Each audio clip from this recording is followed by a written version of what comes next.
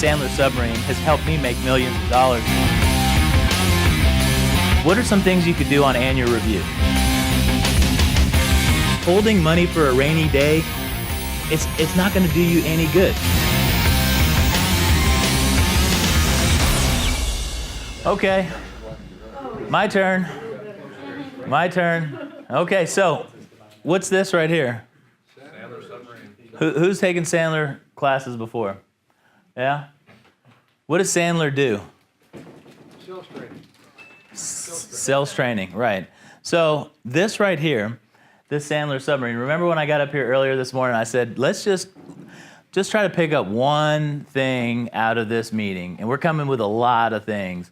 Almost like when I was in the Marine Corps, you use an M16A2 service rifle, and right now we're just, shooting you guys down, and you just try to catch one or two of the bullets, that we're throwing your way. Just try to, So this right here, I mean, I'm not selling any of this. None of the stuff up here that we're doing is for, it's just for it's not for our gratification. It's just for you to possibly take and make your selling skills better.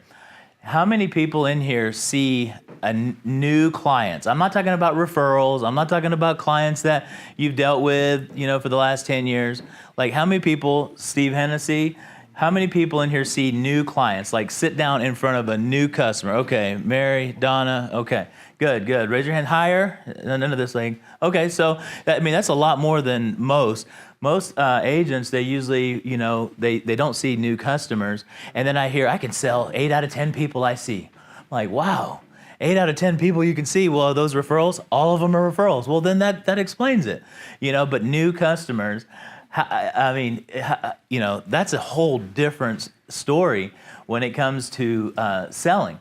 So this Sandler Submarine right here will help you sell better. A lot of people, when they meet with a customer, don't get too comfortable. I'm about to call you up here, Mr. Shaw. But most people, when they meet with a customer, if it's in the car business, if it's in the vacuum selling business, if it's in the real estate home selling business, what do most salespeople do when they meet with a customer for the first time? Traditional selling wise. What do most salespeople do? Yeah. They present. So this is traditional selling. New customer sits in front of you, in front of the salesperson, and the salesperson literally, remember the M16 rifle? They're with information. That's called traditional selling. And then we call it present. Is there any reason why you wouldn't buy from me today?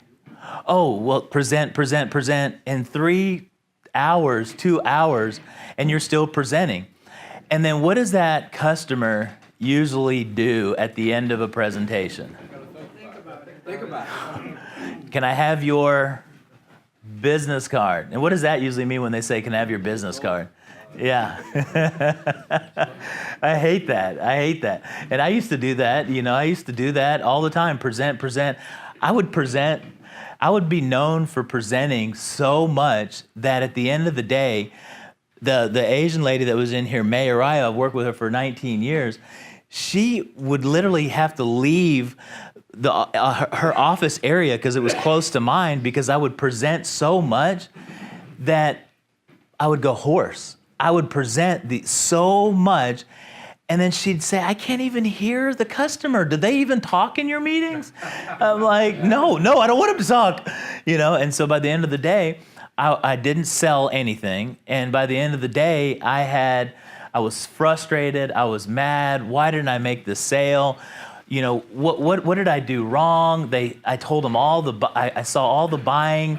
They showed me all the things that they were going to do. And at the end of the presentation, they said, I'll think about it. I've got to talk to my brother who's a plumber. I got to talk to him and see if it's something that I should do. Or I don't know right now. Let me think about it.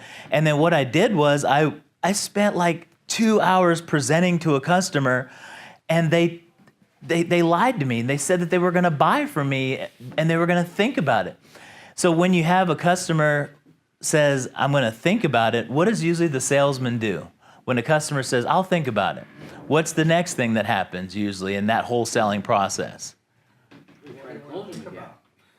Yeah, you chase them. You're chasing the customer. Can we meet tomorrow? Can we meet next week? Can we meet? You said you're going to think about it. Did you talk to your brother who's a plumber?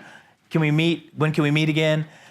Why isn't he answering my phone anymore? My phone calls anymore? Why is that person not calling me back anymore? Why is that? And so now you're doing the buyer-seller dance. You know, you're chasing the customer down. You're trying to find the customer. He said he was interested. He'll think about it. She said that she was going to do the deal. Where is she? She lied to me. She lied to me, and I'm just upset. So that's the buyer-seller dance. So how much time do you think a traditional salesperson wastes when you present, follow up? I'll give you, give me a business card. I'll think about it.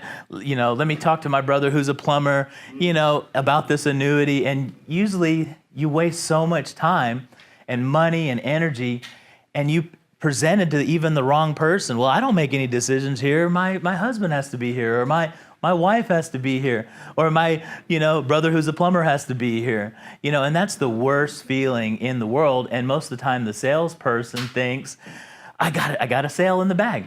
I got a sale in the bag. So being young, I'm fortunate enough to still be young in the annuity business, and fortunate enough to close big deals, help close big annuity producing agents, and I eliminated all of the buyer-seller dance stuff. So a car salesman, when a customer comes to the car lot, usually the car salesman says, they try to get you in that vehicle right away for the test drive. They'll track you down, and then you're like, where'd you come from? And then he tries to take you into that test drive. And then the test drive, where do they go from the test drive? Into the tower, where they lock you in there for a couple hours. And then when you try to leave, who do they bring in? Sales manager. And then he won't let you leave until the deal is done. So think about, what if that customer still says, no, I don't want to do the deal? That salesman lost a huge amount of time. The sales manager lost time. And that was just the 20-year-old that was looking for a vehicle then to bring back the dad who's going to actually buy the vehicle. So that person presented to the wrong person in the first place. That salesperson did. That salesperson didn't ask any questions, didn't interview the customer, and didn't have a plan, didn't have a system in place to be able to close a client. Everybody in here, believe it or not, you were Sandlered just to get here. My sales staff use Sandler. Every person in my company is trained on Sandler. How do you think we get multi-million-dollar producers in here every month to give presentations like this? We don't do it by sounding like the same marketing organization, like, how's the weather? Hey, I got this top product I want to sell to you. How about an 8% bonus 10-year term? How about a 4% fixed rate? How about, take a look at me, Look, I got this, I got over here, take a look. That's how typical sales is done. That's how a typical marketing rep calls insurance agents. At DFS Marketing, all of us are trained in Sandler. And what Sandler does is traditional selling versus non-traditional selling. We don't do the buyer-seller dance. Everything is a system. And so all I'm going to do when I'm explaining this Sandler system to you, you can go home, look it up on Google, search it if it's something you want to do, but it'll teach you how to eliminate presenting to the person unless that person is the buyer. Unless that person is going to teach that salesperson how to actually go from the beginning to the end. No more mystification, no more buyer-seller dance. And I'm going to talk with you about how this will help you close more annuity sales. That's what we're all here for, how to close more deals. How do I close more deals? So most of you in here raised your hands that I see new people. And most of you probably don't close those new people on $400,000 or $500,000 or even $50,000 annuity sales on that first go. Usually it's a second or usually it's a third. But typically the customer will say, I'm interested, I'll get back with you. And then you have to go through a whole bunch of stuff to be able to close a deal. You got the other broker, you got families, you got attorneys you got to deal with, CPAs you got to deal with. It takes a lot to close a big deal. It takes a lot to get a customer to say, I'm going to ink it up on $500,000. It's a lot. Thankfully, I was trained on the Sandler System to take a customer down the Sandler Submarine. So how many times have you ever watched an old war movie where, there's this, they're in the submarine, the sailors in the submarine, and all of a sudden you see the red light flashing. We've been hit, torpedo, torpedo. And then all the sailors run out of the compartment, but there's that one last sailor that they have to shut the door, close it, and you see in the little hatch the water filling up and the guy's dying. He's the last guy. So that's why David Sandler, created the submarine, and he has different compartments, because once you leave a compartment with a customer, you never go back into the compartment again. It should be sealed off and it should be closed. So I'm going to do two things here. I'm just going to act like I'm selling a fixed index annuity to all of you. I'm going to go down the selling process, and then I'm going to bring Mr. Shaw up here, and you're going to sit right here, and you're going to be a senior customer or a baby boomer or whoever, and you're not going to be nice to me. But I'm going to go down the Sandler Submarine as you are. I haven't paid you for this, have I? No. Okay, all right. You've paid me, actually. So I'm going to go through this. What is bonding and rapport? Bonding and rapport. The warm-up, getting to know your client. Sure. And seeing what's on their mind and a search for the hot buttons. Yeah. A lot of seasoned salespeople will say the bonding and rapport is looking at the picture on the wall, trying to come with the common ground. Try to mirror the customer is usually what the seasoned salesperson would say. Bonding and rapport is exactly that. Trying to, get the customer to feel comfortable with you. I guess you'd say the small talk, but you're not spending too much time in the small talk. But the bonding and rapport is very important. How many times have you sat with a salesperson yourself, or the salesperson called you on the phone, or a marketing rep called you on the phone, and you're like, I shouldn't have even answered the phone. It's a sales call. This could be 15 minutes. It could be a 20-minute call. I don't know. I'm upset. I don't want to be sitting here with you. I don't know what's going to happen. I don't know the outcome. I don't know any of this. So instantly, your customer is mad if you don't give them the agenda in your bonding and rapport. Today, Mr. and Mrs. Jones, we're going to sit here, and I'm going to talk with you about this financial vehicle that we're talking about, or your situation. And the meeting is only going to take 30 minutes today. So you've set the agenda, you've set the time, and now the customer's like, okay. And they're not like, trying to figure out when am I going to get out of here? So what you've done is you've set the tone at ease. And then in this bonding and rapport, you use a not. A not. Has anybody ever heard of a not in Sandler? Some of y'all were like, I know Sandler, but what's a not? I knew you weren't Sandler pros. A not is... He knows. A not. Appreciate you taking the time. Naturally. Naturally, you're going to have questions for me. I'm just going to have some questions for you. And typically, at the end of the day, we're pretty good idea. Man, that's awesome. So a not, it's I appreciate you taking the time today to sit with me. Naturally, you're going to have some questions for me. Obviously, I'm going to have some questions for you. Typically, our meeting is going to take 30 minutes, 20 minutes. You've set the agenda, you've set the time frame, and you use the word a not. The initial, a not, I appreciate, naturally, obviously, and typically. Those 4 words does something to a person that I haven't figured out yet. I'll give you an example. I was driving down Conroe, where our office is. I was doing 40 in a 30. I get pulled over. Police officer walks up, motorcycle cop, big helmet on, big old boots, Texas cop. You don't want to mess with him, you know. And he walks up and he said, "You know how fast you were going?" I said, 40. That's right. You were speeding, son. And I'm thinking, I know that. And I said, "I appreciate you pulling me over, sir. Naturally, you're going to have some questions for me. Obviously, I'm going to have some questions for you. Typically, I'd like to ask if you could give me a warning on this." And you know what? The gentleman, he said, "Huh." He just said, "Huh. Well, I appreciate it. I'm going to just go check your, background, see if you got any warrants or anything. And I'm going to come back." And he came right back. And he said, "Go on out about your business. Slow down next time." Who would have ever screamed out "a not" to a customer? Who would have ever? I'm so trained and naturally doing this that I use it in everything that I do. Every single phone call that I have with an insurance agent, I talk to them in the beginning. Everybody in here had this happen to them, and you didn't even know it because we're skilled, we're professional. It's a system, a submarine. We run silent, we run deep. So a not. We use it on the phone. I appreciate you taking your time out of the day to listen to me. Naturally, you're going to have some questions for me. Obviously, I'm going to have some questions for you.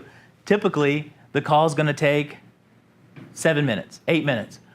That just completely makes you feel on the other line, great, I'm not going to be wasting a whole 30 minutes.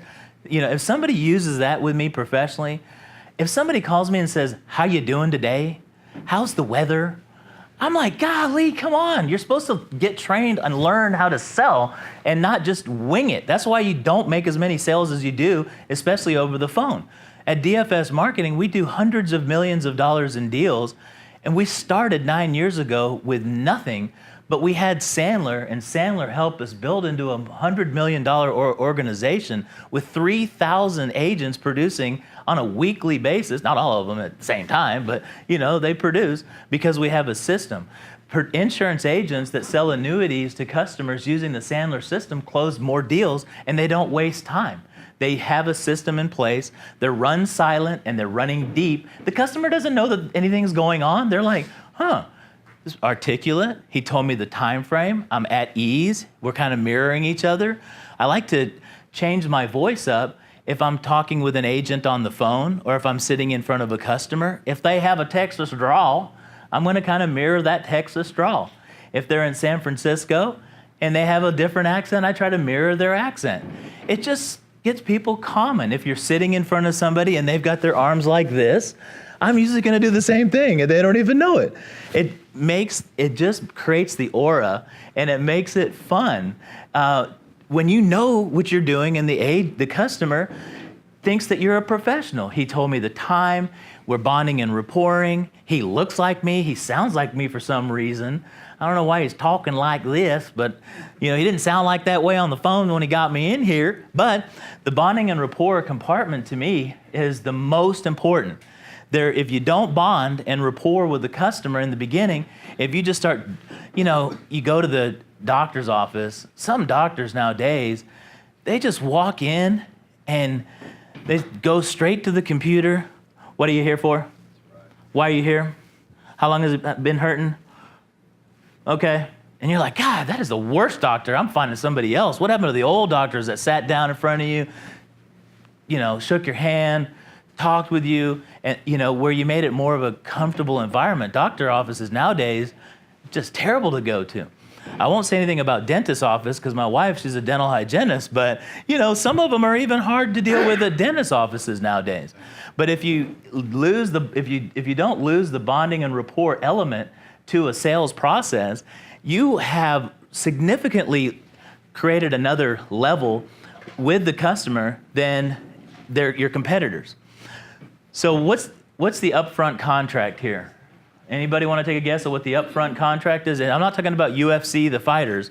I'm talking about the upfront contract in the Sandler Submarine. Anybody?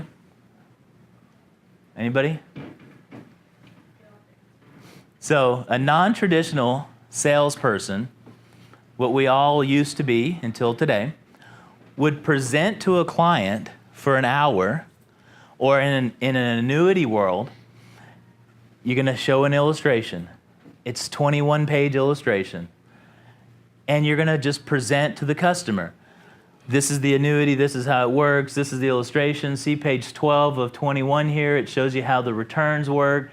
Let's look on the software here. Let's do this. And you present to the customer for such a long period of time. And then you try to close. Like the car salesman. He takes the person on a tour, goes into the office, presents, can't close the deal, sales manager comes in. To come to find out, the customer wasn't going to buy from you in the beginning, and you spent an hour of your time with that customer. Well, with the upfront contract, you tell the client right up in the beginning, I'm going to present this fixed index annuity to you today, and I want you to buy this fixed index annuity from me today or in the next couple of appointments. Do you see any reason why you wouldn't be able to do that? I got to talk to my brother who's a plumber first before I do any financial deals. Well, I actually am about to retire from Exxon, and all of us other engineers have already talked with this other broker. We're probably going to go with this other broker. I just wanted to see what you offer. I got it out up front what's going to happen. I told him I want you to buy from me today. Or if the customer says, if I like what I hear, I might buy from you. I might buy from you. Or I can't buy this right now. I'm not the one buying the vehicle. My dad is, or my mother's buying the vehicle. I'm just looking out for her. I'm just trying to find what the best vehicle would be for that moment. And I don't buy annuities from anybody. I just wanted to hear what you had to say. You know what I'm going to do in that situation? I'm going to wrap it up pretty quickly.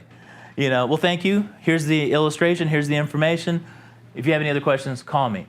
And then I'm on to the next customer, and I'm not doing the whole traditional selling and presenting to that client for an hour. Come to find out, the client wasn't going to buy from me anyways. I saved an hour's time where I can be on the phone or marketing to other people. DFS marketing, every time we call an agent, we tell them, I appreciate you taking the time out of your day to speak with me. Naturally, you're going to have some questions for me. Obviously, I'm going to have some questions for you. Typically, I'm going to take about 15 minutes. I'm going to explain how DFS marketing can help you see more people and make more money. At the end of this call, I'm going to ask for you to get contracted with 2 of our core carriers and then write business with us. Do you see any reason why you wouldn't be able to do that? I'm not contracting with anybody. I'm a broker-dealer, and I cannot license with you at all. I just wanted to hear what you have to say. Well, what am I going to do right there? I'm going to try to say, well, here you go, and talk to you later. Or if a customer says, I'm not going to buy anything from you at all. I am part of, my husband has to be here, my wife has to be here, or I don't buy anything unless I have my brother who's a plumber with me. So what I'm doing is I'm eliminating time wasting by using this upfront contract. I love the upfront contract. I used it on my wife, the upfront contract. And she didn't know it. She's sitting back there. She's like, oh, here we go again. So the upfront contract, I told her this. How many people when they date, there's always like, are we going on this next date? Are we going to, I said, hey, look, we're here today at this steakhouse. We're going to have a dinner, and at the end of our meeting, our date, I want to go on another date with you. Is that something you might want to do?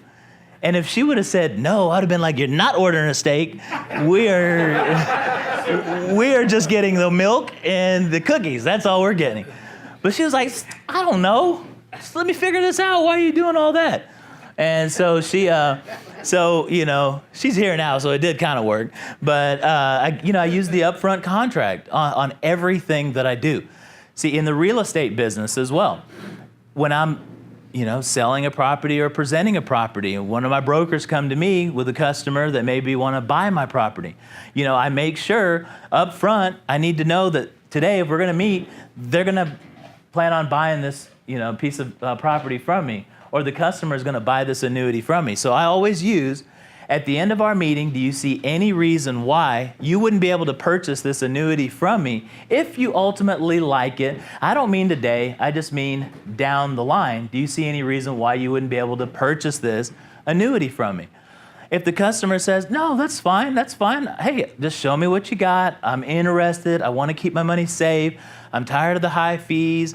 You know, things have been really rough for me lately with my current broker. He doesn't answer my calls. I don't know who my broker is. You know, I've been losing money, the fees that I get on my statements. You know, you start hearing all that, you know, now you're like, wow, that's what I'm talking about. I've got a good potential customer here that I can move forward. So the next compartment is the pain. Well, it's not working. Should be able to write on that, but pain. What is the pain compartment? That's the problem. You're a problem solver. Pain. There is no sale if there's No pain, no problem. no pain. There's no sale if there's no pain. So I'm not presenting the annuity to the customer at all. I'm just trying to find out what their pain is. So today we're sitting together. You have money at this brokerage house. You've got potentially some money. I've got the service that I offer. I always use the term, what's the biggest challenge that you're facing in your business today? What's the biggest challenge that you're facing with your money today? What's the biggest challenge that you're facing in your life maybe? Well, right now I've got this money. It's in my 401k. I'm about to leave the business. They say there's a current broker that I've got to roll the money into when I leave, or I'm paying a huge amounts of fees every year on my current contract, and it's something that I just cannot stomach anymore. You know, pain is not surface pain in a sale. Pain, you have to dig deep to find pain. I may spend 15 minutes or 10 minutes on the pain compartment. I'll ask questions like, what have you done to try to solve that problem that you're having with big fees? Or what have you done to try to solve what you're doing here? What's the thing that you've tried to do to eliminate your pain? And the way that I know that I have found pain is I hear a sigh. When I hear a sigh, I know I found pain. When I hear a cuss word, I know I found pain. Like that, bleep, that, I'm so whatever. If I hear a cuss word, I know I have dug deep to try to find the pain. So when we ask agents on the phone, what's the biggest challenge you're facing? What do you think most agents say about the biggest challenge that they're facing? Finding new clients. Finding new people to see. Finding new people to see. That's the biggest challenge that most agents face in America, is having new people to see. So then my next question is, what have you done to try to solve that problem? What do you think some of the things some of you have even tried to do to solve the problem about seeing more people? Seminars, postcards. Seminars, postcards, lists. Did it work? Yeah. Maybe 10 years ago? Yeah. A little here and there. Say a cuss word. Now I've found pain. So that's how. So you got to dig deep. Like when they tell me, well, I've lost $5,000 in the market over the last quarter, I always ask the question over. How much? I repeat the pain. Or if the agent tells me on the phone, I've spent $4,000 on a seminar program that 2 people showed up at, and I didn't write any business. I say, how much? And I make them repeat they said 4,000. Or a customer that's currently paying a 1% fee on a $500,000 portfolio, that's $5,000 per year. I ask them, how much are you paying in fees? $5,000? How much? $5,000. So I ask them again, I'm trying to extract pain. I want to make sure, because there's no sale if there's no pain. So I continually dig and dig and dig and dig into trying to find the pain. And sometimes I can't find the pain. How many times have you sat in front of a client who's like this? I'm happy. I just made 15% on my 401k on my brokerage account last year. I like my broker. He's my godson. He's godson to my kids. I'm not doing anything today. I don't care. I'm happy. Well, there's no pain. I don't know how to get a sale out of a customer that is completely happy, I just try to act professional. I know that I'm going to speed this up very quickly. This person, how many times have you sat with a customer and they just instantly have their arms crossed, rude, you know you're not gonna get a sale. I mean, just like, this person does not want to buy anything from me. This person is upset that they have to be here. This person is not wanting to, sit directly in front of me.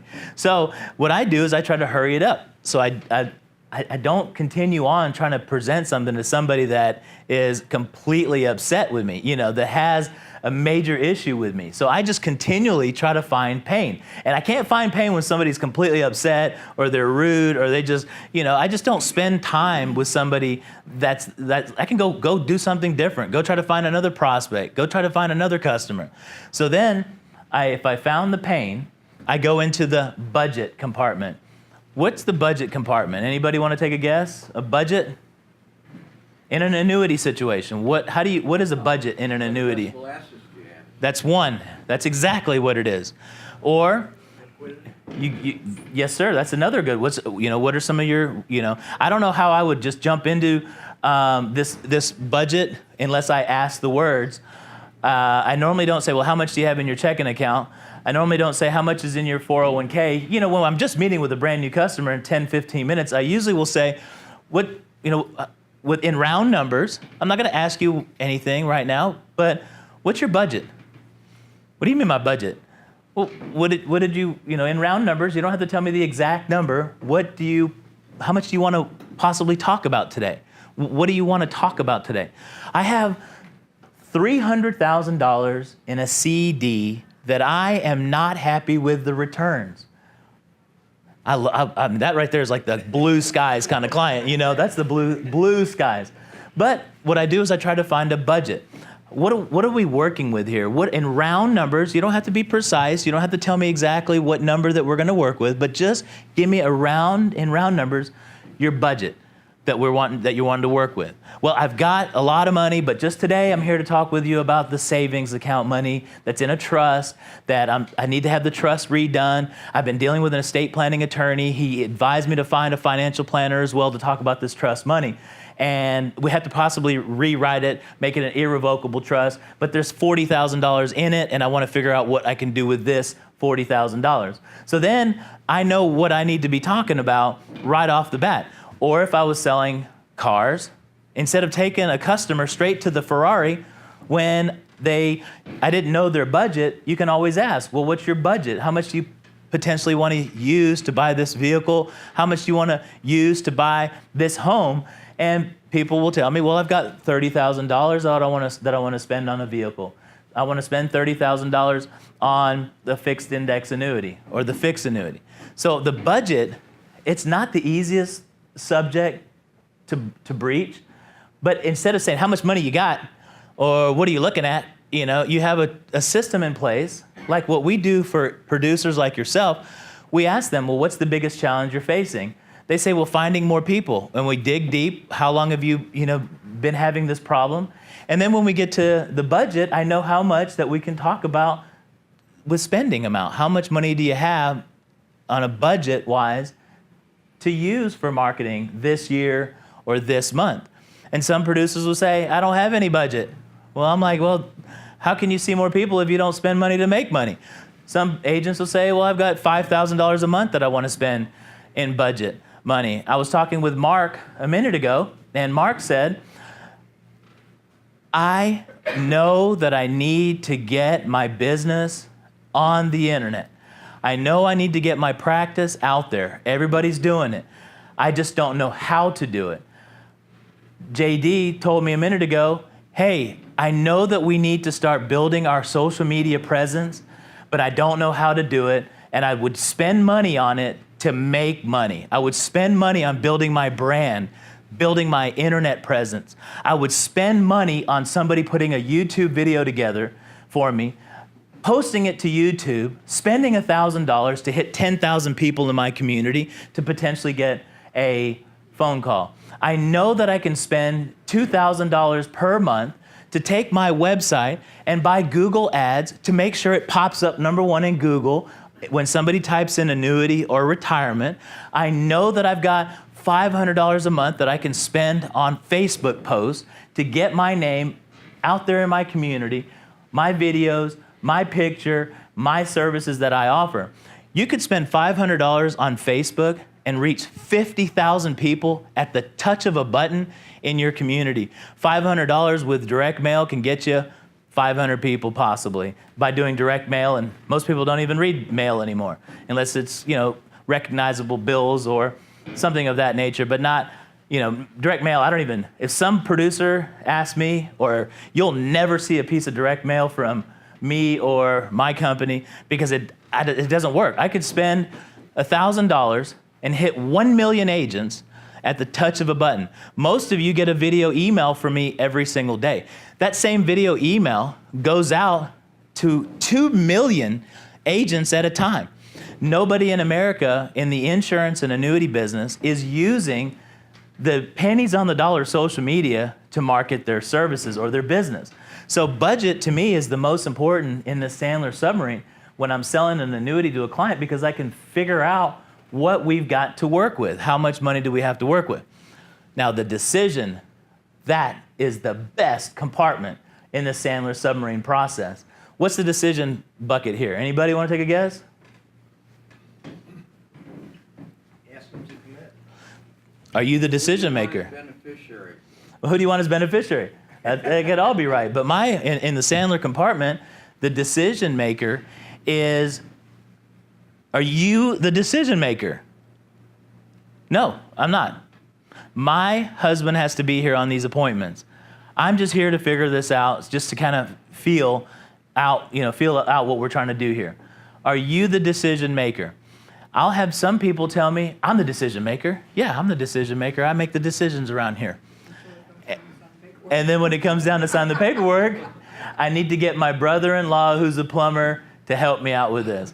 So with the decision maker process, it's so easy. Are you the decision maker? Remember, I haven't presented the annuity to the customer yet. Are you the decision maker? I haven't presented the life insurance policy to the customer yet. All I'm doing is finding out. I'm interviewing the customer instead of the customer interviewing me. Are you the decision maker? No, I'm not. My spouse has to be here. Yes, I'm the decision maker. I always think they're lying when they say I'm a decision maker. I say, so you mean there's no committee, there's no spouse, there's nobody else that we have to ask to be here if you're the decision maker. So sometimes they'll say, well, I do have a business partner that makes these decisions. Maybe I'm talking about a 401k rollover or discontinuing a 401k completely to a fixed index annuity. I've got a business partner. Oh, so you aren't the business owner. You aren't the decision maker. So what I do from there, if the customer is not the decision maker, I cannot stand giving a presentation to the same customer 2 times, meaning once with you, then once with your spouse. Again, I cannot stand that. Or the customer says, just tell me everything and I'll tell my spouse when I get home. To me, I'm telling you that I start shaking. Ask my employees, if I have to do a presentation 2 times, I know that I'm wasting my time. My time is worth something. And I cannot sit there and speak with somebody about my product if the decision makers are not both in front of me. So I literally make sure that that person that I'm dealing with is that decision maker. So you're the decision maker. Now I'm like, no, for real, are you the decision maker? Do you have anybody else that we got to talk to make sure that you can do this deal today if everything looked good? I'm the decision maker. So then I get into fulfillment. What is fulfillment? Yeah. Filling out the paperwork. Presenting. Now I'm at the presenting phase. So remember, a traditional salesman will start talking about the fixed index annuity right up front. So I can show you a vehicle.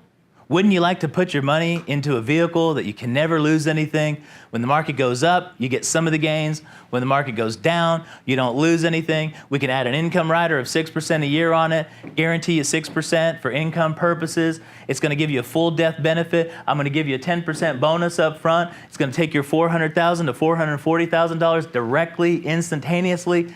And so they're like, I don't even want to buy from this guy anyways. So that's traditional selling. The Sandler selling is now I start presenting the annuity at the end of the presentation after I found out I told them what we're going to do. I found out what their pain is, tired of losing money. I found out they've got $40,000 to work with. And then I found out that they are the decision maker. Now I'm like, game time. That's when I get to present. I'm in sales. That's what I get when I get to present. Now I tell them, okay, this is a fixed index annuity. What we're going to do is we're going to present a 5-year term and a 7-year term. The 5-year term is going to provide you upside earning potential, like the Atlantic Coast product that Andy Sheen was presenting. It's a 5-year term. We've got 200% participation rate. I know you don't know what that means. That means you get double your gains when the market goes up. When the market goes down, you don't lose anything. You get 5% penalty-free withdrawals each year. It's a full value at death benefit for your beneficiaries, and the gains are tax deferred, and it's creditor proof. If you get sued, you hit somebody, the creditors can't go after you because your money's in a fixed annuity. Wow, all of that. Now, I told you, if you like what I have to say in the beginning, I expect for you to purchase this vehicle today. So wait a minute, I'm not ready right now to purchase the vehicle, the annuity. I like what you said about the 5-year term. I like what you said about the 7-year term. It does make sense for me and my money. I'm the kind of guy that sleeps on it. That's great. That's fine. Or if they say, I'm tired of losing money. I'm tired of the losses, the fees that I'm paying. I'm tired of the issues that I'm going on with my CD, my banker. They're making the money. I feel like I'm getting ripped off. Well, that's when you can present and say, now you have to fill this application out now. You told me that you were tired of the fees. You told me, now this is time for you to fill out the application. So many of the clients say, well, can I take the application home with me? No, you can't take the application home. So many clients say, well, I don't want to fill it out right now. So wait a minute, let's go back over this. You told me your pain, You told me that you were tired of losing money in the market. You told me that this is something that has been on your mind every night. You lose sleep. You watch the CNBC every single night and every single day. And I'm presenting this to you, and you're telling me that, we got to wait. No, today is the day that you have to fill it out. Fill it out now, and then we'll get the money transferred over. So this is where you kind of put some heat on the customer. So post-sell. What's the post-sell? Go shopping. Post-sell. Go shopping. Who's going to go shopping? Me? You? Post-sell. So what's post-sell? So yes, so the post-sell is after the deal has been signed, you go over it again, yes, with the customer. Post-sell. So remember, Mr. Shaw, you said that you were tired of losing money in the market. We just did that. Mr. Shaw, you said you were tired of paying the $5,000 per year fee. We just took care of that. We also put your money in a place that you can never, lose a dollar. We took care of that. Remember, you said you had $40,000? That's what we're doing here today. And what you're really doing is reviewing everything that you did to make sure, and I always use this, is there any reason why that you think that this deal won't go through? I always ask them, is there any reason why that this could explode on us or it could go backwards on us? And usually they'll say, no, there's no reason, or well, maybe my husband may blow something out of the water or may, not like what I'm doing here. But I always do the post-sell. And so, remember I was telling you about that first date that I had with my wife? Oh, she's shaking her head again. So on the first date, after the next day, I was like, maybe she's not going to go out with me. Did I say the right thing? I know I had my chapstick in my pocket, and I was like putting chapstick on like 100 times during the date, and she kept, looking at me weird. We had the steak, we had a glass of wine, is she going to go, on another date? Is it too soon to call her? I don't want to look desperate. So I did a thermometer close. Do you know what a thermometer close is? Well, in sales, most salespeople think when I made this presentation to the customer, they said they're going to do it. They didn't write the app then just now. I didn't specifically close the app right now. But we went through the process, and at the end, I don't know if they're for sure. And then I start having to follow up. Hey, you didn't get the transfer form. You didn't liquidate your CD. And then you start chasing the customer. Well, the thermometer close will let you know right up front, like when my wife and I went on a date. The next day, I sent her a text. Hey, it's Julian. On a scale from 0 to 10, 0 meaning we're never going to go on a date again. 10, you've already decided on going on another date with me. Will you go on another date with me? Hit submit. I was like, ooh, that was kind of weird. That was too salesy. How do you do that? Why did I do that? And then like an hour later, I get a text message back. Of course, silly, it's a 10. So I'm like, yeah, okay, good. So in sales, when you ask a customer, okay, we did this, everything's great, you did the app, you're not gonna back out. I'm not a mind reader. On a scale from 0 to 10, 0 meaning you don't wanna do this deal, 10, we're gonna go through with it completely. Where are you at on the scale? Well, Mr. Shaw, I have to be honest with you. I like you, I don't wanna, hurt your feelings, but I'm at a 3. I don't wanna do it. I'm not gonna chase Mr. Shaw around for the next text and email and call week after week after week. I found out up front he's at a number 3. He doesn't want to move forward with me. But if the customer says, I'm at a 10, I know that we're done. It's gonna go through. If the customer says, I'm at an 8, I know we're gonna go through with the deal. If the customer says, I'm at a 5, then I'm a little iffy. I'm like, well, I don't think, you're at a 5, why? Well, I still need to go back to my financial planner that I've been working with for the last 20 years and ask them if it's okay for me to move the CD. So we're at a 5. Okay, now I understand we're at a 5. How many times have we done presentations to customers and we spent an hour at the presentation, we spent 2 hours preparing for the hour presentation, and then at the end of that, the customer says, well, I've got another broker and I'm best friends with that broker. I got to pass it by him. And you're like, pass it by him? That's the most ridiculous thing I've ever had. But you can't be like, what do you mean? You can't be combative or you can't argue with the customer. You're going to be like, oh, okay, that's fine. I know you'll like it anyways. I know you'll do the deal with me anyways. But you spent 2 hours, 3 hours total with the customer, and the customer wasn't going to buy from you. If you do the thermometer close and you say from 0 to 10, 0 meaning I'm not interested anymore, 10, I'm going to go through with the deal, where are you at on the scale? And there's no more mystification. There's no more buyer-seller dance. They told you, I'm at a 10. I'm going to go forward with you. So now you know the deal is done. The money's going to get transferred. They're going to do the business with you. So on the thermometer close, to me, it's like it's putting the dagger in it, making sure it's fully done deal, closed deal. So when I'm working with a multi-million dollar annuity producer who's currently at another marketing organization doing all their business, and I go through the Sandler Submarine. Bond and Rapport, I tell them up front, today, I'm going to talk with you about what the DFS marketing can do for you. And at the end of our call or our presentation or meeting, I expect for you to sign up with me on 2 carriers and do business with me, for me to provide my one-on-one appointments to you, for me to provide my social media marketing, for me to provide my website to you. I expect you to do the deal with me today. And if the agent says, I'm not going to do anything with you, I love my marketing rep. My marketing rep is my godson, is my kid, godfather to my kid, or I'm not going to spend too much time on that, but I am going to get into the pain. What's the biggest pain? What's the biggest challenge you're facing? Well, seeing more people. Oh, isn't your marketing rep helping you with that? No, he's just my best friend. I've been to his house for dinner. We've met multiple times. I love my marketing rep at this other marketing company. We've worked together for 20 years. Oh, great. So the biggest challenge you're facing is not being able to see more people. So what is the marketing rep doing? Taking you to lunch. He's a leech. He's being a leech.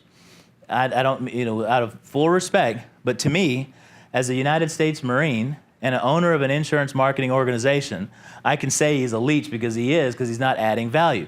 And I tell that to a producer right face to face, like, a leech? How dare you call him a leech? But when you get involved and get down to it, he's not helping him build his business at all. And that's what DFS does for producers every single day. I'll give you an example. Gay Watson, referred Donna to us. Donna hasn't written any business with us yet, but Gay Watson came to our last 2 Comma Club meeting a month ago. I think it was a month ago, maybe a month ago. Donna said, Gay Watson from Oklahoma, really short, southern, beautiful woman, comes and says, I am in a bad place in my business right now. Changes at home, my family, my husband, some changes. I didn't get into the deep changes, what you're talking about, but she says, you know, I need your help. I said, okay, well, you can take part in my Guaranteed Prospects to See program. She says, I need people to see. That's all it is, okay? And I said, well, we can help you. You got to write $250,000 in business to take part in the program. She wrote $250,000 in business, and then I started DFS Marketing's Guaranteed Prospects to See one-on-one annuity appointment program for Gay. And how much did she write last week? Almost $500,000. $500,000 deal. $435,000. Gay Watson made, 7% commission from what DFS Marketing gave to her with our one-on-one appointments. So when we can help producers with this pain, and it's helping you see more people, that's what we do very, very well. And we're the most innovative at helping agents write business from the internet. All of my marketing is not direct mail. I don't have a whole bunch of telemarketers calling people on the do not call list who don't even answer the phone anyways. I have technology in place now. I'm so far ahead of our competitors. Our competitors are still saying, do direct mail, agent, to see people. Do a seminar, agent, to see people. Do a radio show, agent, to see people. And spend $10,000. I'm the kind of guy that says, build a Facebook page, which is free. Spend $300 and do a post and boost a post to people that are in your community that are like you, that are retirees, that are seniors, and spend $200 or $300 and hit 50,000 people at the touch of a button and see how many calls you get from just a few $100. We do seminars for agents at sometimes. I don't like seminars traditionally. I like one-on-one appointments. But sometimes we could run an ad on Facebook for a producer advertising a seminar at a library. I'll spend maybe $500 on Facebook, and I'll get 70 people to sign up to show up at this seminar for this agent, for the agent. So the technology is the key to success, and we all in here, you have to start grasping it. And don't go to some marketing agency and buy a Facebook business page. It's free to you. My social media strategist, my staff will set it up for you for free. We'll set up your pages for you. We'll help you get marketing your business out there. But the technology is the key to success in the future when it comes to fixed index annuities and life insurance premium. DFS marketing, we're so far ahead of the game. Nobody is even using video emails to communicate. DFS is so far ahead of the game. So imagine when you're about to have a new appointment with a customer, you ask for their email, and instead of sending, I can't wait to see you tomorrow, text Wednesday at 3 o'clock, you do a quick video email from your computer or your phone. Hey, my name is Mr. Shaw. I'm going to be working with you tomorrow at 3 o'clock. I just wanted to show you who I look like. We'll meet Wednesday at 3 o'clock. And you send them a video email. You know how people have been talking for millions of years. Writing has only been around for 30 million years. So hundreds of millions of years people have been talking, and people have been only writing for about 30,000 years. So the video is the best way to communicate. You're not too old, you're not too ugly, you're not too fat. There's so much vain involved with, I don't want to send a video email. They may think I'm old. I may not like me. Put all the ego aside. Don't worry about what you think. Just get involved in video emailing. It's so important. So when you're using the Sandler Submarine, all I'm doing is sharing this with you to help you just change your stroke a little bit like Tiger Woods. He got a new caddy. He's out there going through the back surgeries, getting better. He's trying better to close more deals, win more championships. And he did that, and look at him now. DFS marketing, I'll tell you, from last year at this time, so last year, 1 year ago, to this year, DFS marketing, since we've been on this whole technology kick, we have doubled our production. Not like increase it by 5% or 10%. I mean, we're talking about doubled production because of technology and getting customers for insurance producers to help them sell more. We have doubled our production. We've doubled our staff. We've doubled our office size. And I'm not stopping. I'm on this, build going spurt, and I'm not going to stop until we have 100 or more employees, and we're doing hundreds of millions of dollars in business, because I know through technology I can touch thousands of people at a time, thousands and thousands and thousands of people at a time, and so can each and every one of you. And I'm going to show you how to do it from your phones. I mean, you can do it right now from your phones. You can do it through Facebook. You can do it through YouTube. It gets confusing. I know it's all, in some cases, Spanish or German or foreign language, social media. Yeah, right. I'm not doing it. If that's the way you want to be, that's fine. I'm just going to show to you, and it's already proven that social media and technology will help you build your business and into the future.